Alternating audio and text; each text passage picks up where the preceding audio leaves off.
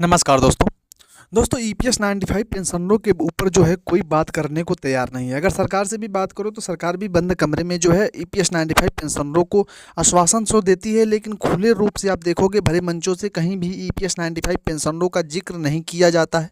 बड़े बड़े जो मीडिया न्यूज़ चैनल हैं वो लोग भी ईपीएस 95 पेंशनरों के खबर को नहीं चलाते हैं।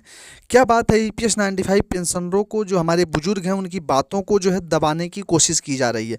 ईपीएस 95 पेंशनर की दयनीय स्थिति, सरकार की मनमानी और बिहार चुनाव में पेंशनरों की ताकत के बारे में विस्तार से बोलना चाहता हूं। दोस्तों, यह न केवल आपके दर्द को, हमारे ईपीएस 95 पेंशनरों के दर्द को बढ़ावा देगा, बल्कि सरकार की उपेक्षा और चुनाव और आपके वोट की ताकत को भी उजागर करेगा।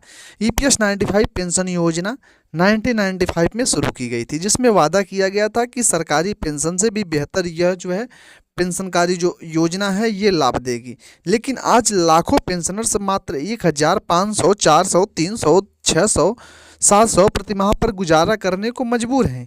क्या उस मेहनत का इनाम यही प्रकार से दिया जा रहा है जो अपनी जवानी देश की फैक्ट्रियों को जिन्होंने दे दिया, सरकारी विभागों में, निगमों में पसीना बहाया? इस पेंशन में न तो महंगाई भत्ता है, न मेडिकल की सुविधा है। डॉक्टर की फीस, दवा, किराया, बिजली, राशन, सब कुछ सरकार भी जानती महंगा हो गया है, और सरकार के नेता मंत्री भी जानते हैं कि ये कितनी महंगाई बढ़ गई है। कई पेंशनर्स आत्महत्या करने को भी उतारू हैं, और बहुत सारे लोग इस बातों से मजबूर भी हैं, क्योंकि सम्मानजनक जीवन जीने के लिए जरूरी न्यूनतम पेंशन राशि भी सरकार नहीं दे रही है। सरकार हर साल नई नई योजना लाती है, कभी किसानों के लिए, कभी युवाओं के लिए, कभी महिलाओं के लिए, लेकिन ईपीएस 95 पेंशनरों के लिए आर्थिक सुरक्षा यह सिर्फ आश्वासन के तौर पर दिया जाता है, जिसे हमारे ईपीएस 95 पेंशनरों के लिए लॉलीपॉप के सिवा कुछ भी साबित नहीं होता है।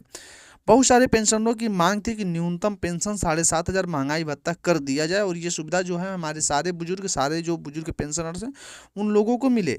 लेकिन सरकार जो है हर बार इस चीज़ के लिए मीटिंग के लिए बुलाती है, मीटिंग करती है, आश्वासन देती है, फिर फाइलें खुद ही बंद करके कोई ठोस कदम हमारे ईपीएस 95 पेंशनरों के लिए नहीं उठाती। सुप्रीम कोर्ट और हाई कोर्ट ने भी बार बार पेंशनरों के पक्ष में फैसला दिया है। सुप्रीम कोर्ट ने भी ये साफ किया है कि ईपीएस 95 पेंशनरों को उनका हक दे दिया जाए। सरकार से अवहेलना की गई है कि सरकार जो है उनका हक दे दे, लेकिन क्या सरकार ने उनका हक दिया? नहीं। हर बार जो है सरकार ने और ईपीएफओ ने उन फैसलों को लागू करने में आनाकानी की, उन फैसलों को टाल दिया गया। ईपीएस 95 पेंशन फंड में हजारों करोड़ रुपए जमा है, सबको पता है। इसका ब्याज कितना हो गया होगा, सबको पता है। एक मोटा मोटा मायना जो तो निकाल ही सकते हैं। सभी पेंशनरों को सम्मानजनक पेंशन दी जा सकती है, इतना पैसा ईपीएफओ के पास है। फिर भी सरकार कहती है पैसे नहीं है।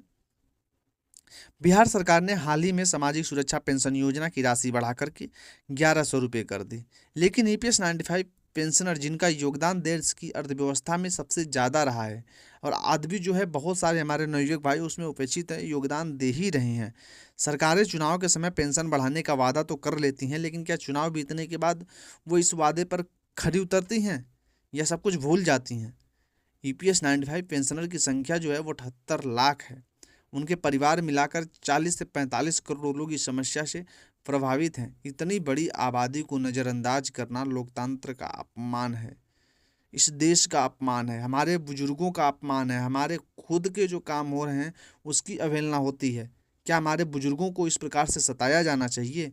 वह भी इसी देश के वासी हैं ना, इसी देश के लिए उन्होंने भी खून बहाया है ना, इसी देश के लिए उन्होंने जो है अपना जीवन बलिदान किया है ना, इसी देश के लिए उन्होंने जो है अपना खून पसीना मिला करके जो आज इस स्थिति पे देश को इतना आगे बढ़ाया है ना। एक एक लोगों की इस देश के जो है आगे बढ़ने में मेहनत लगी है, एक एक लोगों का पसीना बहा है। अगर आप आपके उनके पैसे आपके पास पड़े हैं तो वो पैसे देने में आनाकानी सरकार क्यों कर रही है? अब समय आ गया है कि ईपीएस 95 पेंशनर और उनके परिवार सरकार को उसकी जिम्मेदारी याद दिलाएं। हमारे सभी पेंशनरों से यही अपील है कि आप लोग अब सरकार को जो है उसकी जिम्मेदारी याद आप लोगों को दिलाना होगा, और वो किस प्रकार से दिला सकते हैं? अपने वोट की ताकत से दिला सकते हैं। अगर सरकार आपकी मांगें नहीं मानती तो चुनाव में उसे सबक सिखाया जा सकता है। वोट सबसे बड़ा हथियार है, वोट से बड़ा हथियार आज तक कुछ भी नहीं है। बिहार चुनाव में पेंशनर एकजुट होकर सरकार के खिलाफ वोट करें, ताकि अगली बार सरकार को समझ में आ जाए कि पेंशनरों की उपेक्षा करना कितना बड़ा महंगा पड़ सकता है और ये कितना बुरा साबित हो सकता है। जब तक सरकार न्यूनतम पेंशन 7,500 पेंशन महंगाई भत्ता डीए मेडिकल की सुविधा नहीं देती, तब तक किसी भी पार्टी को वोट न देने और अपना वोट उसी को दे देने की जो मांगों को लिखित में दिया है, ईपीएस 95 राष्ट्रीय संघर्ष समिति लगातार आंदोलन कर रही है।